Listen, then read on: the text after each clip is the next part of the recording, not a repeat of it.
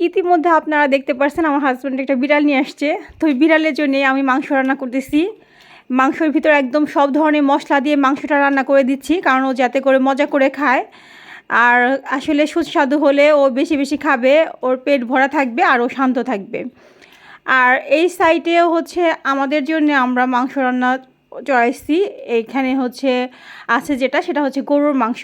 আর একদমই গরুর মাংস আমার ফেভারিট, আমি অনেক পছন্দ করি। প্লাস আমার ফ্যামিলি সবাই পছন্দ করে একদম ভুনা ভুনা গরুর মাংস। এখানকার ঝুলটা শুকিয়ে আরও মানে কমে আসবে, তারপর যে একটা ভুনা ভুনা হবে কালো কালার, তখন আমরা খাবো। তো খুবই ইয়ামি ইয়ামি লাগতেছে দেখতে, কালারটাও জোস হয়েছে। আর এই দেখেন আমার হাজব্যান্ড বিড়ালকে রান্না করার পরে কত মজা করে বসে বসে খাওয়াইতেছে, মনে হয় কি নিজের সন্তানের মতো সে ভালোবাসা তারপর হচ্ছে ওকে খাওয়াইতেছে।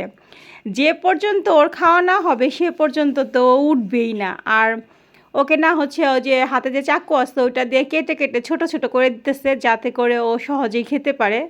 তারপর ওর পানি পিপাসা যদি লাগে এজন্য ওর জন্য দেখেন পানি নিচ্ছে, পানি খাওয়াইতেছে।